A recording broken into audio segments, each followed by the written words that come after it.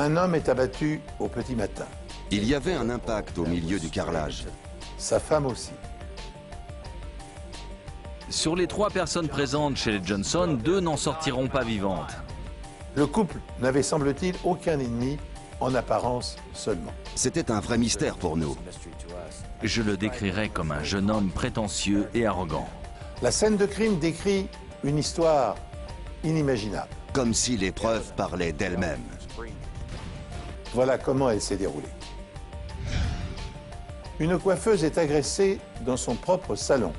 Un point d'homme contre un visage de femme. Une histoire personnelle? Sans aucun doute. Seul l'un des deux en est sorti vivant. C'est l'affaire la plus fastidieuse sur laquelle j'ai enquêté. Les preuves médico-légales ne correspondent à aucun des suspects. On n'a pas réussi à identifier l'empreinte. Je ne crois pas qu'ils l'attraperont un jour. L'affaire n'avance plus jusqu'à ce qu'un mécanicien vienne révéler un secret. Une petite voix me disait que ce n'était pas fini. Et il va commettre l'un des crimes les plus brutaux de l'histoire du comté de Spartanburg. Et pour quelle raison? Bonjour, soyez les bienvenus sur ce plateau pour 2 nouvelles affaires des enquêtes impossibles. Voyez-vous, certaines affaires sont étranges ou insolites. D'autres tortueuses, au point de nous paraître invraisemblables. D'autres encore semblent extraites d'un mauvais roman, tant elles nous semblent alambiquées. Mais l'histoire que je vais vous raconter maintenant défie la raison, à tel point que dans un premier temps, les policiers refuseront d'y croire. Elle illustre en effet d'une manière inattendue l'aphorisme de Machiavel qui prétend que le hasard dirige la presque totalité de nos actions, laissant à notre libre arbitre le peu qui reste. Je vous laisse le soin d'apprécier la pertinence de cette pensée. Nichée au cœur des montagnes de l'Idaho, Bellevue est une bourgade paisible où aucun meurtre n'a été commis depuis plus d'une décennie. C'est là que vit la famille Johnson. Alan est paysagiste et sa femme, Diane, travaille comme perceptrice. Alan était passionné de chasse. C'était quelqu'un de formidable. Diane était passionnée de cuisine. Elle passait son temps à mitonner des petits plats. Mais un matin de septembre 2003, la tranquillité de cette petite ville va être ébranlée par une tragédie. Des coups de feu éclatent chez les Johnson.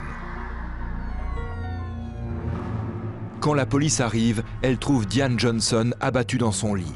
Elle a sans doute été tuée pendant son sommeil. Alan Johnson gît, lui, au pied du lit. La douche coulait toujours. Elle se trouvait juste en face de moi et là, tout de suite, j'ai vu un impact de balle à hauteur de la poitrine dans le carrelage de la cabine de douche. L'arme du crime, une carabine de calibre 264, se trouve par terre. C'est probablement la scène de crime la plus violente que j'ai jamais vue. La fille du couple, Sarah, 16 ans, déclare qu'elle dormait lorsqu'elle a entendu le premier coup de feu.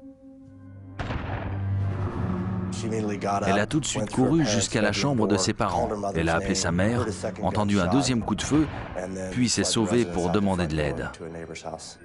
Hélas, l'adolescente n'a pas vu l'agresseur. Au pied du lit des victimes, les enquêteurs découvrent 2 couteaux. C'était un vrai mystère pour nous. On avait ces 2 homicides et ces couteaux disposés de cette manière. Qu'est-ce que cela voulait dire? Un autre couteau est trouvé dans la chambre de Matthew, 22 ans, qui était alors à l'université. Les portes de la maison n'étant jamais fermées à clé, il n'y a pas eu d'effraction et rien n'a été volé. Sur la propriété, les Johnson possédaient aussi une dépendance qu'ils louaient. À l'intérieur, posée sur le lit, la police trouve une lunette, celle de l'arme du crime. Le locataire est un certain Mel Spiegel, 40 ans. Il est absent. On a découvert que l'arme du crime appartenait à Mel Spiegel. Mel Spiegel est désormais le suspect numéro 1. Le shérif Walt Femling donne l'ordre à ses adjoints de boucler le périmètre et d'immobiliser le camion poubelle qui circule dans le quartier. J'ai crié à l'un de mes adjoints de stopper le camion et la collecte. Laissez ça là. Le camion poubelle était juste à côté et a failli emporter les preuves. Dans la poubelle à l'extérieur de la maison se trouvent des indices bien plus précieux que tout ce que la police a pu trouver à l'intérieur. Dans la poubelle extérieure, il y avait un peignoir rose et à l'intérieur du peignoir, une paire de gants en cuir, une autre de gants en latex et une balle de calibre 25. La balle ne correspond pas à celle utilisée dans les meurtres. Il semble toutefois que le tueur ait jeté tous ces objets à la poubelle avant de s'enfuir. L'arme du crime, un fusil de chasse très puissant, appartient au locataire des Johnson, Mel Spiegel, lequel est introuvable. Mel Spiegel louait cette maison depuis des années. Il était très proche d'Alan et de Diane. Il était électricien. Dans les heures qui suivent les meurtres, les enquêteurs localisent Spiegel à Boise, dans l'Idaho, à 250 km du domicile des Johnson. Il est en famille pour le week-end, un alibi confirmé par ses proches. Les enquêteurs se trouvent face à une énigme. Je la résume en quelques mots. Alan et Diane Johnson vivent paisiblement dans une bourgade de l'Idaho. Alan est paysagiste et possède son entreprise. Diane est employée dans une clinique. Le couple a 2 enfants, Matthew, 22 ans, étudiant dans une autre ville, et Sarah, 16 ans, qui vit sous leur toit. Un matin, cette dernière entend des détonations et découvre le corps sans vie de ses parents. Ils ont été abattus à quelques secondes d'intervalle. L'arme du crime, une carabine, a été abandonnée près d'un cadavre. Elle appartient à Mel Spiegel, un électricien âgé d'une quarantaine d'années, locataire d'une maisonnette appartenant au couple. En fouillant le camion poubelle qui parcourt la ville, les policiers découvrent au milieu des ordures un peignoir rose, des paires de gants en cuir et en latex et une cartouche. Devenu le suspect numéro 1, Mel Spiegel est rapidement disculpé puisqu'au moment du drame, il passait le week-end en famille à 240 km de la scène de crime. Spiegel déclare que son fusil était rangé dans le placard lorsqu'il est parti pour Boise. J'ai demandé à Spiegel s'il avait des soupçons sur quelqu'un et c'est lui le premier qui m'a parlé de Bruno Santos. Bruno Santos sort avec la fille des Johnson, Sarah, âgée de 16 ans. Bruno Santos était un immigré clandestin de 19 ans, un gosse paumé associé à plusieurs petits délits liés à la drogue. C'est le genre d'individu qu'un père n'a pas vraiment envie de voir épouser sa fille, à cause de la vie oisive et sans but qu'il mène. Les enquêteurs apprennent qu'une altercation a eu lieu entre Alan Johnson et Bruno Santos quelques jours avant le double meurtre. Sarah avait dit à ses parents qu'elle allait dormir chez une amie, mais ils ont découvert qu'elle allait en fait passer la nuit avec Santos. Alan Johnson est furieux et il demande à son beau-frère, James Vavold, de venir avec lui chez Santos. Je lui ai dit, ça ne va rien arranger de faire des histoires en allant corriger le gamin. Alan ordonne à Santos de rester loin de sa fille et il reconduit Sarah chez eux. J'étais dans la cuisine avec Diane et je lui ai demandé s'ils s'aimaient. Elle a répondu, elle me dit que oui. Alors j'ai dit, s'ils s'aiment, tu ne pourras pas les empêcher de se voir. Les Johnson menacent aussi Santos de déposer plainte contre lui pour viol sur mineur s'il ne cesse pas de voir leur fille. Il suffisait d'une seule arrestation et c'était le retour au Mexique. C'était un mobile suffisant pour qu'il ait envie de s'occuper personnellement de Diane et d'Alan. Les enquêteurs décident d'interpeller Bruno Santos pour l'interroger. Je le décrirais comme un jeune homme prétentieux et arrogant, un peu caractériel même parfois, pas facile à gérer. Il m'a dit qu'il avait proposé, ou plutôt demandé à Sarah de l'épouser et qu'elle avait dit oui. Bruno et sa mère déclarent qu'ils étaient en train de dormir chez eux le matin du double meurtre, mais personne ne peut confirmer cet alibi.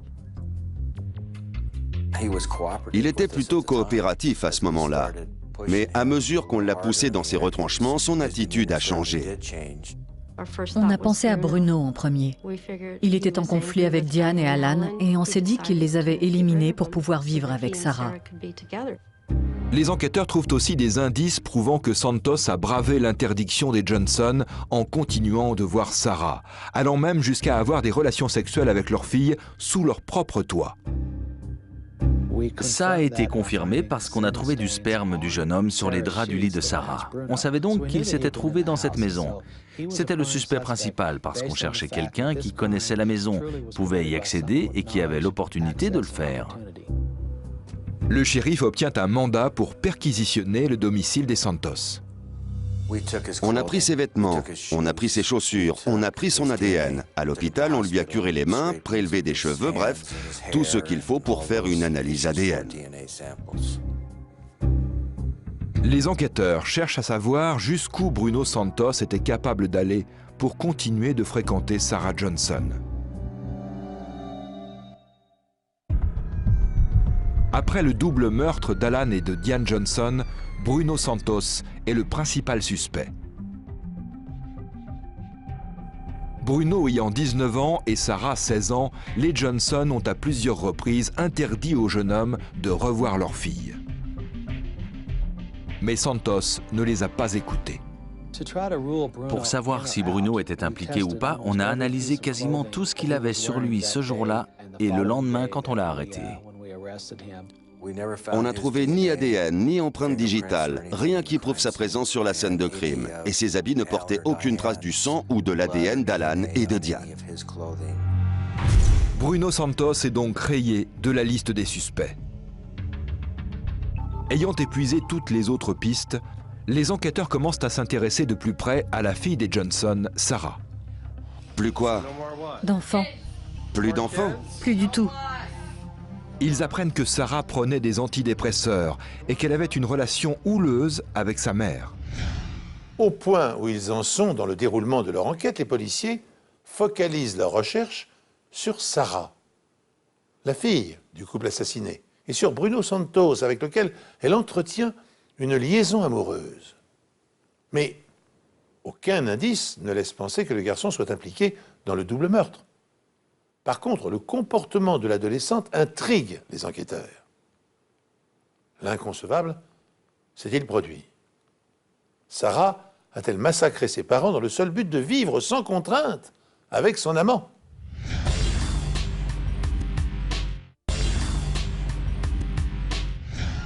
Elle n'avait pas l'air d'éprouver le moindre chagrin. Pas du tout. Comme si la mort de son père et de sa mère ne l'affectait pas. Tout ce qui l'intéressait, c'était de sortir avec ses amis ou de se faire les ongles. C'était quand même plutôt bizarre comme attitude. Ces éléments conduisent les enquêteurs à envisager l'impensable. Sarah Johnson, agissant seule, aurait assassiné ses parents. Je n'arrivais pas à concevoir qu'une fille de 16 ans puisse commettre ce genre de crime. Et c'est sans doute ce qui a été le plus difficile pour moi, me faire à l'idée qu'une adolescente soit capable de perpétrer un acte aussi abominable. Les enquêteurs savent que Sarah possède un double des clés de la maison d'amis occupée par Mel Spiegel. Sarah faisait le ménage pour Mel dans sa maison. On pense donc qu'elle savait que les armes étaient rangées dans le placard. Lorsque le shérif a interrogé Sarah la première fois, il a noté des incohérences dans sa version des faits. Elle a déclaré qu'elle dormait au moment du premier coup de feu et que la porte de sa chambre était fermée. On a trouvé des traces du sang et des fragments du crâne de Diane dans la chambre de sa fille, sur un mur à une dizaine de mètres de distance. La porte de Sarah Johnson était ouverte. On a trouvé des fragments d'os à l'intérieur de sa chambre et des traces de sang au niveau des charnières. Les deux portes étaient donc ouvertes et il y a un couloir entre les deux. La porte était forcément ouverte, contrairement à ce qu'elle avait dit. Mais il ne s'agit là que d'une incohérence, pas d'une preuve de culpabilité. Cette affaire allait être très difficile à défendre devant un jury. Il n'y avait aucun élément permettant d'établir avec certitude la culpabilité de Sarah, et donc on a dû prendre en compte les éléments un par un. L'élément susceptible d'être le plus probant était la tenue, un t-shirt et un bas de pyjama que Sarah portait le matin du double meurtre.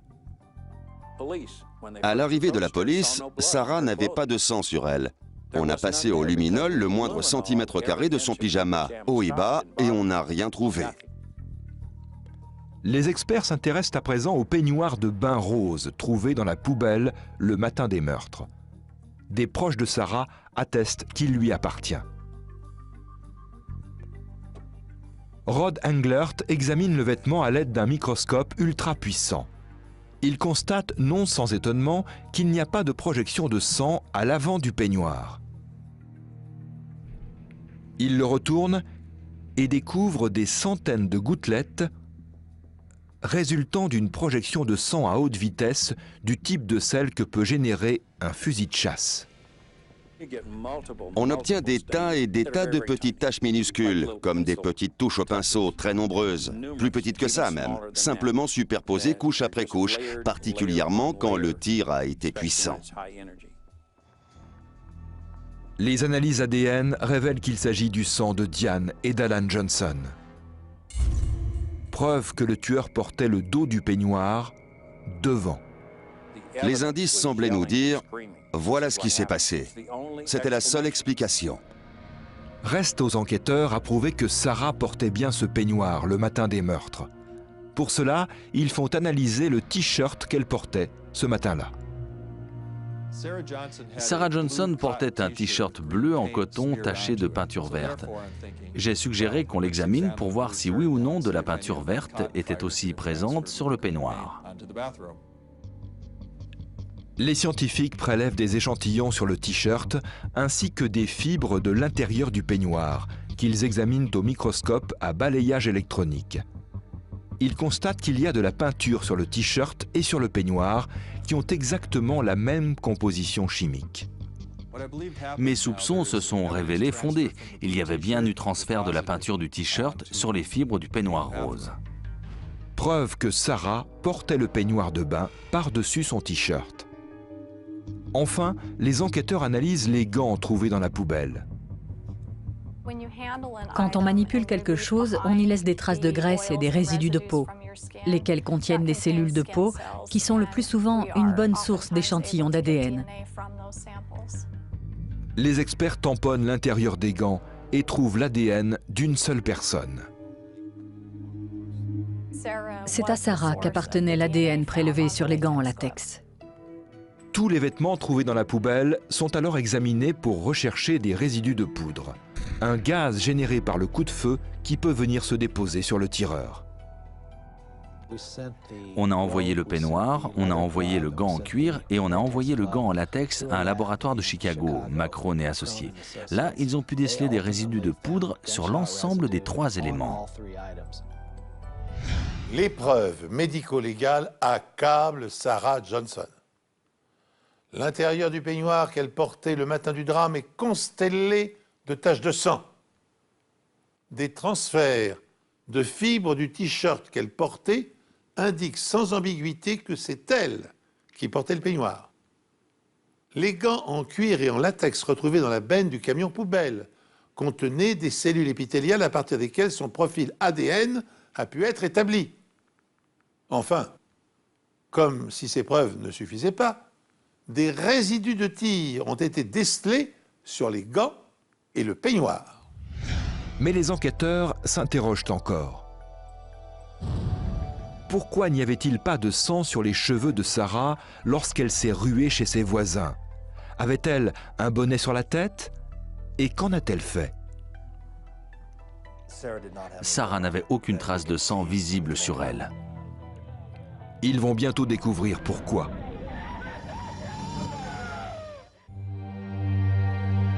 Les enquêteurs ont découvert que Sarah se disputait violemment avec ses parents au sujet de sa relation avec son petit ami âgé de 19 ans, Bruno Santos.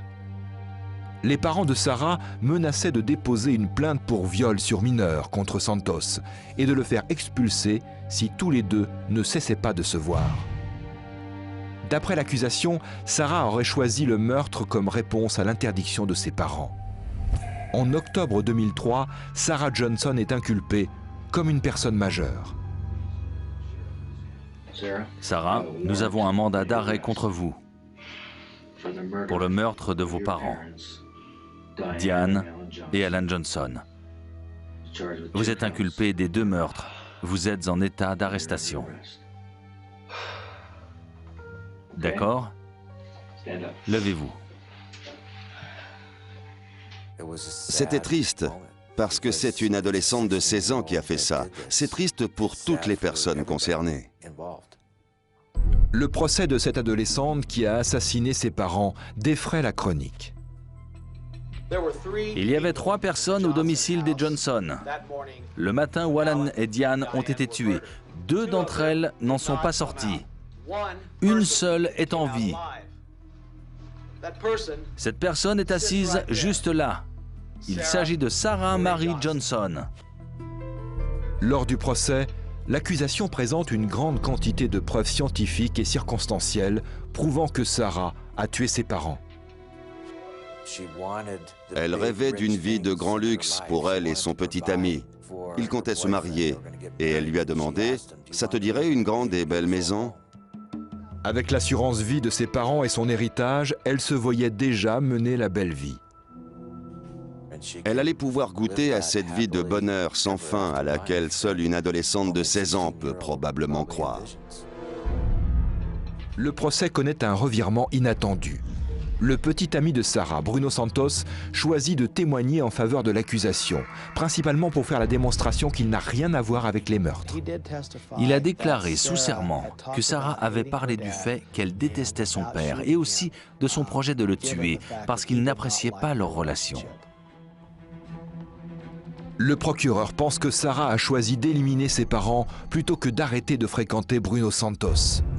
Elle savait que le locataire de la maison d'amis de ses parents possédait un fusil de chasse. Elle a donc attendu qu'il s'absente un week-end pour le dérober.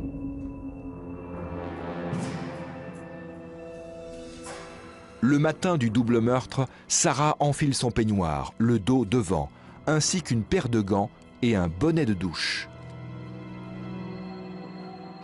Après avoir entendu son père entrer sous la douche, elle pénètre dans la chambre et abat sa mère d'un coup, à bout portant.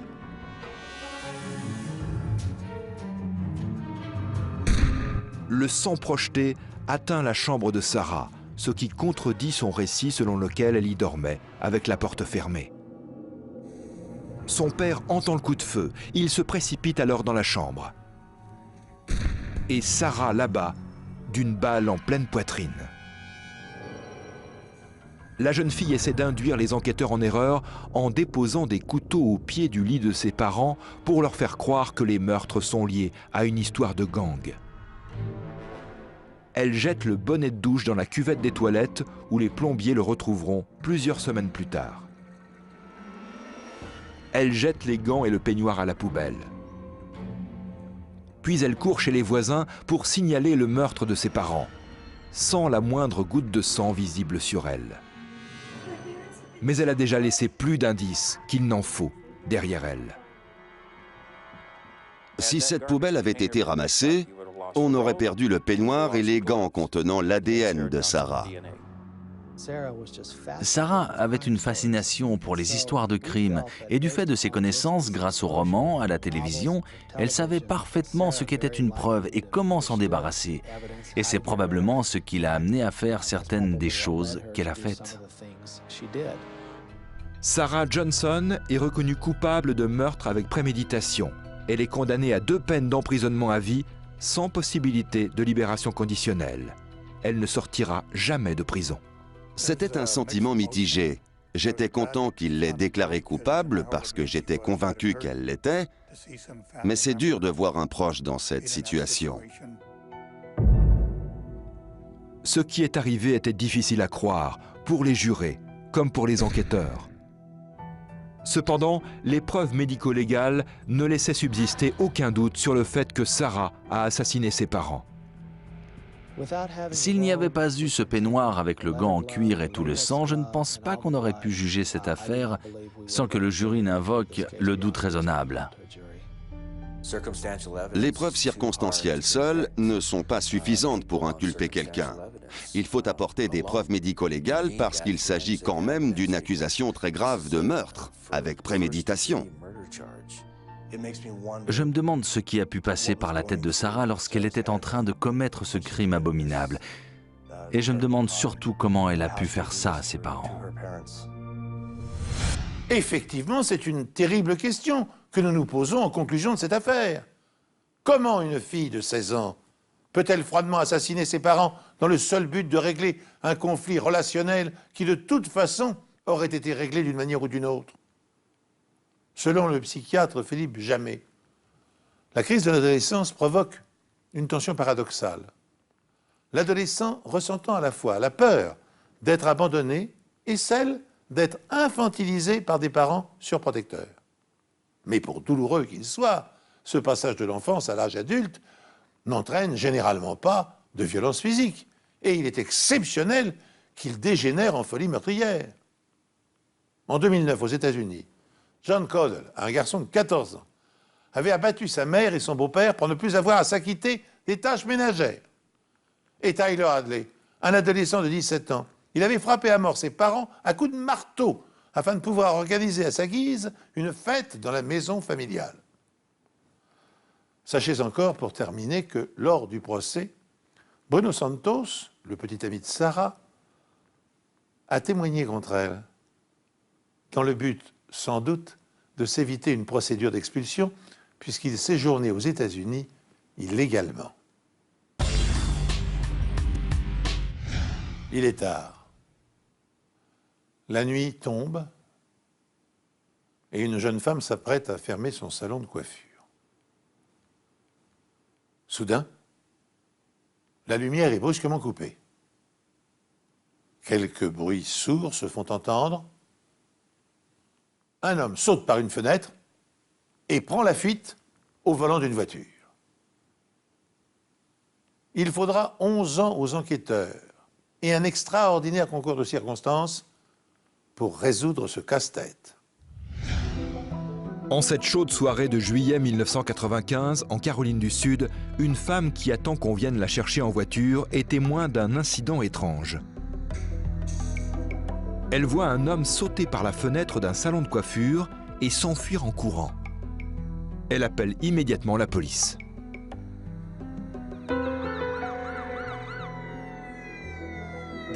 L'adjoint est arrivé en se disant qu'il allait enquêter sur un cambriolage dans un salon de coiffure.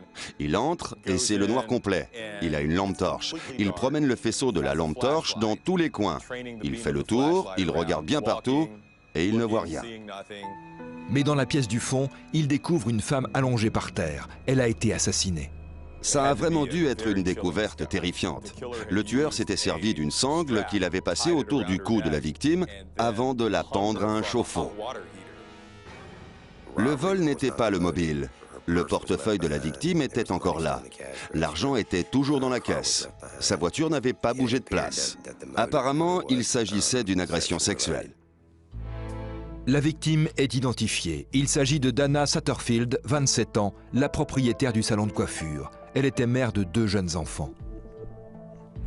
Elle travaillait dans la coiffure depuis 7 ans et était propriétaire de ce salon depuis 3 ou 4 ans. En fait, c'était un mobile-home transformé en salon de coiffure.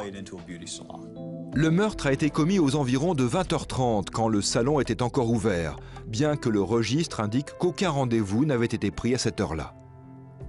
Je pense qu'elle essayait généralement de partir avant qu'il fasse nuit, mais il n'était pas rare qu'elle travaille aussi tard. Le témoin oculaire, Diane Harris, décrit l'homme comme étant de type caucasien, mesurant environ 1,75 m, vêtu d'un jean et d'un t-shirt gris. Elle avait bien noté la taille et bien sûr, le critère de l'origine ethnique est très important. Il permet d'écarter une large partie de la population. À partir de la description du témoin, un dessinateur de la police établit un portrait robot qui est diffusé aux médias. Un autre témoin dit avoir remarqué un véhicule suspect dans le quartier. Il a vu une Ford Bronco bleue et blanche garée devant le bâtiment d'une entreprise. Il l'a remarqué parce qu'il avait travaillé là. L'entreprise était fermée et il savait que ce véhicule n'avait rien à faire là. À l'intérieur du salon, les enquêteurs mettent de la poudre pour relever les empreintes. Ils se concentrent sur le chauffe-eau auquel le tueur avait pendu le corps de Dana. La surface était dure et très lisse.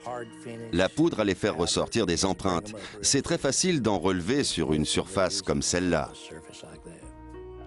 Ils trouvent une empreinte très nette. Un inspecteur a dit « La personne à qui appartient cette empreinte est incontestablement le tueur ». Je me suis dit « Incontestablement, c'est peut-être un peu fort ». Comment tu le sais? Il a dit que vu la façon dont le nœud avait été fait, il fallait avoir posé la main là pour le faire. La conclusion est surprenante. L'empreinte sur le chauffe-eau appartient au mari de Dana, Mike Satterfield. Le couple, qui avait 2 jeunes enfants, venait récemment de se séparer. Tous les indices relevés sur la scène de crime laissent penser que l'agresseur connaissait Dana. Il lui en voulait tout particulièrement. C'était un crime brutal et plein de haine. Le mari de Dana possède-t-il un alibi? D'après les preuves, les enquêteurs pensent que le tueur est entré dans le salon de coiffure de Dana Satterfield juste avant la fermeture. Il a fermé la porte et a éteint la lumière, avant de traîner Dana dans la buanderie, où il l'a étranglée. Quand on a une mère de 2 enfants tuée de cette façon, que son corps est mis en scène comme ça, abandonné dans un tel état, aussi abîmé, je savais que les inspecteurs qui travaillaient sur cette affaire voulaient la résoudre, coûte que coûte. Lors de l'autopsie, le médecin légiste conclut que la strangulation est la cause de la mort. De plus, il constate qu'elle a été violée. Dès qu'un profil ADN a pu être établi, ils ont commencé à rechercher un suspect potentiel. Suite à la plainte d'une victime d'agression sexuelle qui réclamait une méthode de prélèvement biologique moins traumatisante et invasive, les kits de viol ont été mis au point à partir des années 1970 par Louis Vitullo, un sergent de la police de Chicago, devenu le chef du laboratoire criminel de la ville. Ces kits contiennent un scalpel, des sachets sécurisés en plastique, des écouvillons stérilisés, des plaquettes de verre, des étiquettes, des enveloppes et des scellés. Après l'adoption d'une loi fédérale renforçant les moyens d'investigation et les sanctions contre les prédateurs sexuels, l'usage des kits s'est répandu sur tout le territoire américain et dans d'autres pays. Le corps de la victime lui-même était la scène de crime principale et la plus révélatrice qu'on avait à notre disposition, suivie de la salle de bain. Les enquêteurs découvrent une empreinte sur le chauffe-eau près du corps de Dana. C'est celle de son mari, Mike, dont elle était séparée. Ça n'allait plus très bien entre nous à l'époque. Elle s'était installée dans une autre maison à environ 800 mètres de la nôtre. Les enfants étaient restés ici avec moi et elle était là-bas.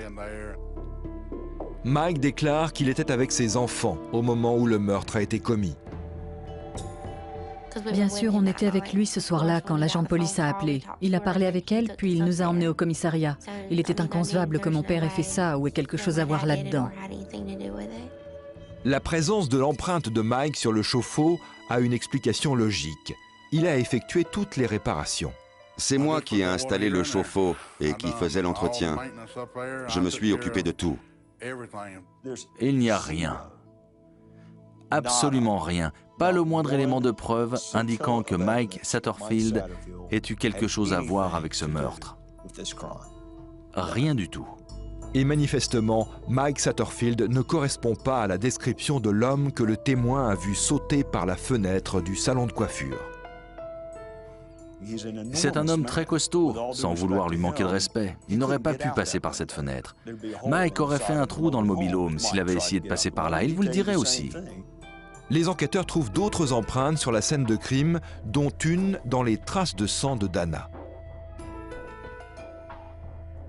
Toutes les empreintes sont transmises à la base de données fédérale des empreintes digitales. La base de données contient les empreintes digitales de toutes les personnes ayant fait l'objet d'arrestations en Caroline du Sud. Les empreintes sont numérisées et apparaissent sur notre écran. Les enquêteurs sont persuadés que l'empreinte sanglante va leur donner une piste. Malheureusement, il n'y a aucun résultat. On n'a pas réussi à identifier l'empreinte et pourtant, il y a eu une quantité incroyable de vérifications pour de possibles correspondances. Des enquêteurs expérimentés ont été recrutés pour travailler sur cette affaire en particulier. La recherche de la Ford Bronco bleue et blanche fait surgir un grand nombre de possibilités. C'était un véhicule très spécifique, une Ford Bronco bleue et blanche avec jantes Saw Blades. Pas un modèle unique, mais rare. Je croyais qu'il n'y en avait pas beaucoup comme ça, mais apparemment, il y en avait davantage que ce que j'avais imaginé. La police vérifie tous les véhicules correspondant à la description, sans résultat. Chaque fois que mon frère et moi on voyait une Bronco passer, il fallait appeler. On devait dire à mon père, « Papa, on a vu une Bronco, tu dois appeler. » Les pistes s'écroulent une à une, l'affaire piétine. Une année s'écoule sans que rien de nouveau ne se produise. Puis, la police a un coup de chance. Un homme incarcéré raconte aux autorités que son codétenu, Russell Trevor Quinn, 29 ans, parle souvent d'une Dana Satterfield. Il parlait tout le temps de Dana pour dire qu'elle était très séduisante. Il y a une chose très intéressante qui se passe en prison, c'est que de nombreux détenus cherchent à communiquer des informations pour bénéficier d'un allègement ou d'une réduction de peine. Et là, son codétenu n'a pas gardé ses confidences pour lui. Il est allé en parler à la police. Quinn a été incarcéré pour un crime qui présente des similitudes avec le meurtre de Dana. Il avait été incarcéré pour avoir violé une femme qu'il avait attachée à un arbre. Quinn était libre au moment où Dana a été tuée et il correspond à la description du tueur faite par le témoin. La police a pris une photo lors de son arrestation et l'a placée parmi d'autres photos qu'ils ont montrées à Diane Harris, l'unique témoin oculaire. Parmi toutes ces photos, Diane a reconnu Russell Trevor Quinn comme étant la personne qu'elle avait vue ce soir-là. L'une des amies de Dana a dit « J'ai déjà vu cet homme dans le salon de coiffure auparavant ». Et la police a fait le lien entre lui et un véhicule similaire à celui aperçu près de la scène de crime. Mais ceci aboutit de nouveau à une impasse. Son ADN ne correspond pas à celui qui a été prélevé sur la victime.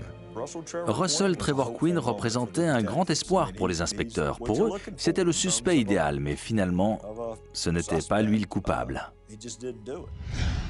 11 ans ont passé. Et le meurtre de Dana Satterfield n'a toujours pas été résolu. Les rares pistes explorées ont toutes abouti à un échec. Et la police commence à douter d'être en mesure de boucler un jour cette affaire. Mais contre toute attente, et grâce à un hasard extraordinaire, Ashley, la fille de la victime, va recueillir un témoignage déterminant qui va contribuer à envoyer l'assassin de sa mère devant un tribunal.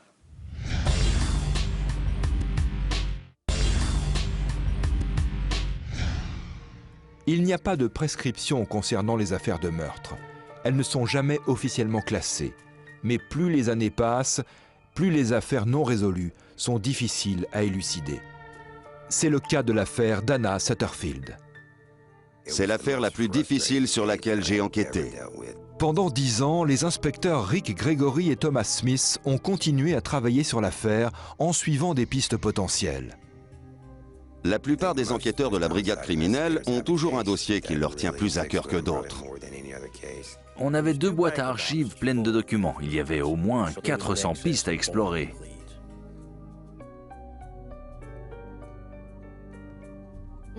Les gens venaient me voir en me demandant s'ils l'avaient attrapé ou s'il y avait du nouveau.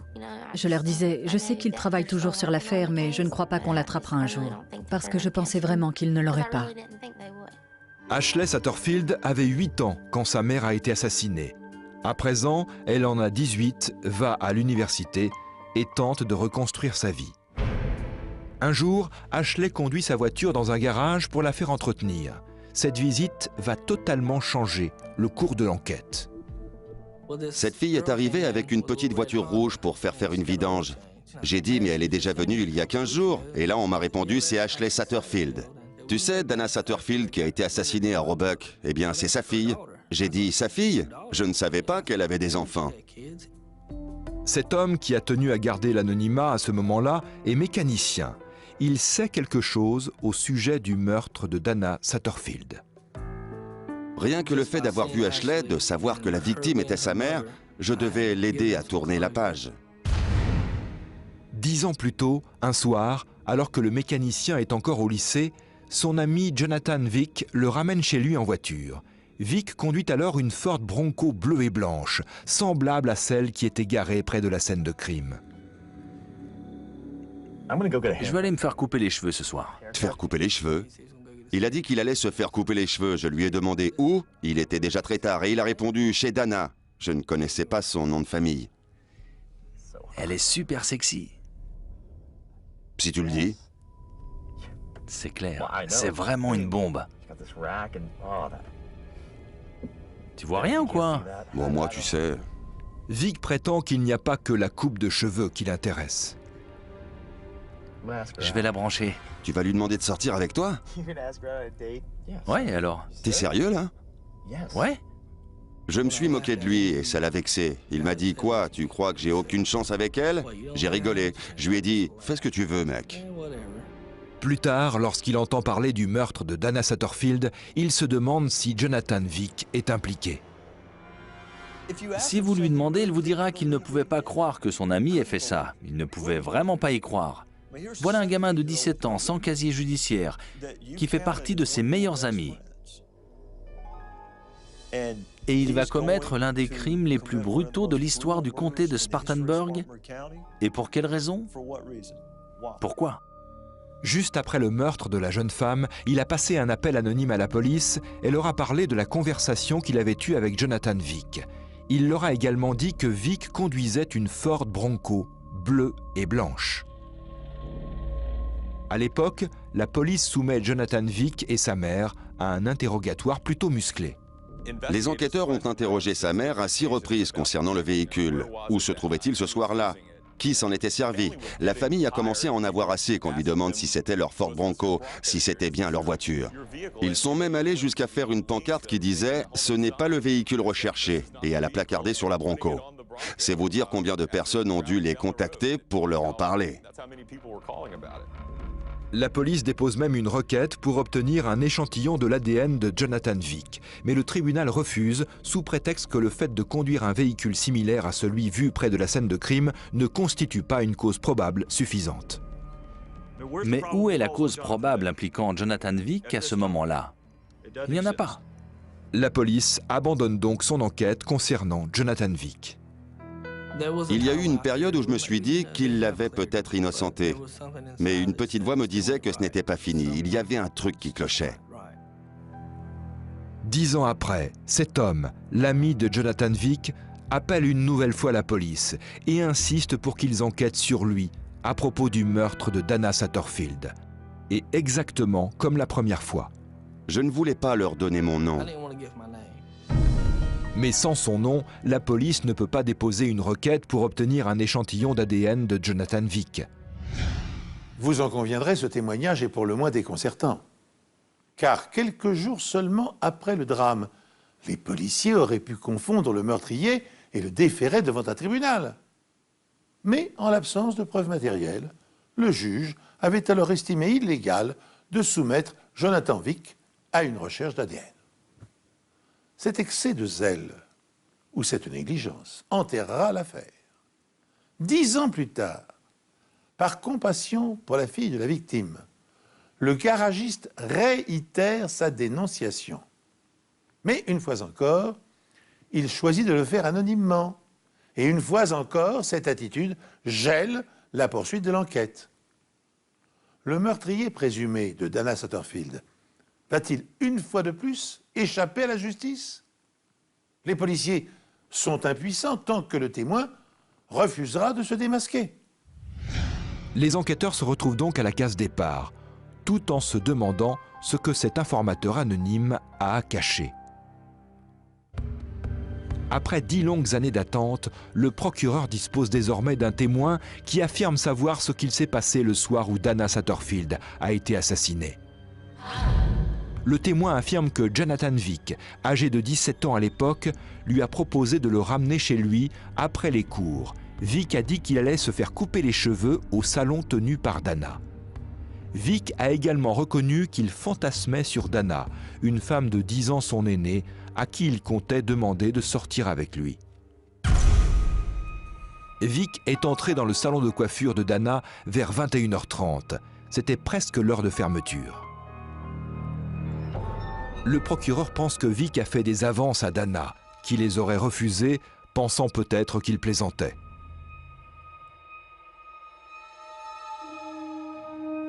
C'est là que Vic a fermé la porte à clé, qu'il a éteint la lumière avant d'agresser Dana. Après avoir violé la jeune femme, il l'a étranglée. Pour une raison incompréhensible, il a décidé de sortir en passant par la fenêtre, ce qui a attiré l'attention du témoin, Diane Harris. Cette dernière a donc pu le voir distinctement. Le portrait robot établi à la suite de cette brève rencontre est d'une ressemblance remarquable. C'était vraiment très proche du physique de Jonathan Vick. On ignorait simplement si ses cheveux étaient de couleur claire ou foncée. On a dû trouver des témoins qui nous ont dit que Vick teignait les pointes de ses cheveux à l'époque. Quant au fait que les empreintes digitales de Vick n'étaient pas dans le salon, les enquêteurs disent que ça arrive très souvent. Ce n'est pas parce que quelqu'un touche quelque chose qu'il va forcément laisser une empreinte. De nombreux facteurs entrent en jeu. Si la peau est plus ou moins grasse à ce moment-là, le type de surface que l'on touche. Finalement, l'informateur anonyme explique pourquoi il a attendu toutes ces années avant de se présenter à la police. Il dit que Vick aurait menacé de le tuer s'il disait à la police ce qu'il savait sur le meurtre. Il ne m'a pas dit ce qu'il avait fait exactement. Il m'a dit « Si t'en parles à quelqu'un, je te tue ». Je savais qu'il allait voir Dana, et il le savait. 10 ans plus tard, il réalise également qu'il en va de sa responsabilité envers la famille Satterfield. Alors, il donne son nom à la police. Michael Pace. Ça ne m'empêche pas de lui en vouloir de nous avoir fait perdre autant de temps. Mais c'est tout à son honneur d'avoir pris ses responsabilités. Il a été un témoin excellent. La police peut enfin déposer une requête pour obtenir un échantillon de l'ADN de Vick. C'est sans aucun doute grâce à Michael Pace qu'on a pu obtenir un échantillon d'ADN de Jonathan Vick. Clairement, explicitement, c'est Michael Pace qui nous a permis d'obtenir son ADN. Le suspect vit toujours en Caroline du Sud après avoir servi 2 ans dans les Marines. J'ai ma femme et ma fille à mes côtés, c'est tout ce qui compte. Il avait eu près de 15 emplois différents. Chaque fois, il finissait par se faire licencier, ou on lui demandait de partir, parce qu'il ne s'entendait pas avec ses collègues ou ses supérieurs hiérarchiques. Vick a déjà eu maille à partir avec la justice. Il avait déjà été arrêté une fois pour violence conjugale, les poursuites ont été abandonnées, et une autre fois pour dommages intentionnels, autrement dit vandalisme, les poursuites ont aussi été abandonnées. Aujourd'hui marié et père d'une petite fille, Vick nie toute implication dans le meurtre de Dana Satterfield. Quand il a été arrêté, il nous a dit qu'il ne la connaissait pas. Pourtant, l'ADN de Jonathan Vick correspond à celui qui a été recueilli sur le corps de Dana lors de son autopsie. J'étais soulagée parce que ce dossier était sur mon bureau depuis 10 ans. J'étais soulagée que ça corresponde. Chaque fois qu'on lisait une annonce ou un article, qu'on voyait à la télé quelque chose concernant l'affaire, aux infos ou autres, ça me contrariait. Maintenant c'est fini, je me sens beaucoup mieux. Les enquêteurs pensent que Dana Satterfield était la première victime de Vick, mais peut-être pas la dernière. Une autre connaissance de Jonathan Vick, Heather Renee Sellers, a mystérieusement disparu plusieurs années auparavant. Mademoiselle Sellers s'était fiancée avec lui quelques semaines avant sa disparition. La voiture d'Heather a été retrouvée au fond d'une rivière. L'enquête sur sa disparition est toujours en cours. En novembre 2005, Jonathan Vick est condamné à la prison à perpétuité pour le meurtre de Dana Satterfield. Tous les jurés, les uns après les autres, l'ont déclaré coupable. Ils savaient tous que c'était lui. Je n'oublierai jamais la manière dont il s'est exprimé. Après tout ça, il a encore fait preuve d'une arrogance incroyable. Un peu comme quelqu'un qui se disait « Comment pouvez-vous m'accuser, moi, un homme innocent? Comment ai-je pu être condamné pour ça ?» L'assassin de Dana court toujours, alors que moi je vais. Justice ne lui aura pas été rendue aujourd'hui. Et le juge a répondu « Vous allez passer le reste de vos jours en prison. » Je ne ressens aucune compassion pour lui ou pour sa mère, sa femme ou aucun membre de sa famille. Je n'ai aucune compassion pour eux parce qu'ils pensaient, et ils pensent toujours, qu'il est innocent. Mais ils savent qu'il est coupable. Sa mère savait qu'il était coupable et elle n'a rien dit. C'est un menteur pathologique et un maniaque. Je n'ai aucune sympathie pour lui, mais il a eu droit à un procès équitable. Pour quelles raisons procureurs et policiers n'ont-ils pas poursuivi la piste fournie par Michael Pace, le dénonciateur anonyme? Car son témoignage était crédible. Et Jonathan Vick possédait une voiture en tout point semblable à celle décrite par Diane Harris, le témoin oculaire de la scène de crime. Cette légèreté a été lourde de conséquences. Elle a retardé de 10 ans la résolution de l'affaire. Mais plus grave encore, elle a permis aux prédateurs de sévir à nouveau. En 2002, Vick entretient une liaison amoureuse avec Heather Sellers, serveuse dans un restaurant. Le 24 septembre, le couple passe la soirée dans des bars de Spartanburg, en Caroline du Sud. Au petit jour, la jeune femme disparaît mystérieusement, personne ne la reverra et son corps ne sera jamais retrouvé. L'année suivante, Jonathan Vick agresse Cora Kent, une femme de 20 ans, avec laquelle il a envisagé de se marier. Alors cette dernière porte plainte et demande une protection policière. L'affaire est classée sans suite. Si Ashley Satterfield ne s'était pas rendu par hasard dans le garage où travaillait Michael Pace, et si ce dernier n'avait pas dénoncé une seconde fois son ex-ami, il est probable que Jonathan Vick aurait allongé la liste de ses meurtres et de ses agressions. Cette affaire pose encore une question fondamentale. Jusqu'où peuvent aller les policiers pour collecter des preuves à charge sans pour autant harceler les suspects et outrepasser leurs prérogatives? La frontière est ténue. Et comme on le sait, l'application des lois est souvent affaire d'interprétation et de discernement. C'est sur cette sorte d'interrogation que se termine cette émission. Merci de l'avoir suivi. J'aurai le plaisir de vous retrouver prochainement sur cette antenne pour un nouvel épisode des Enquêtes Impossibles.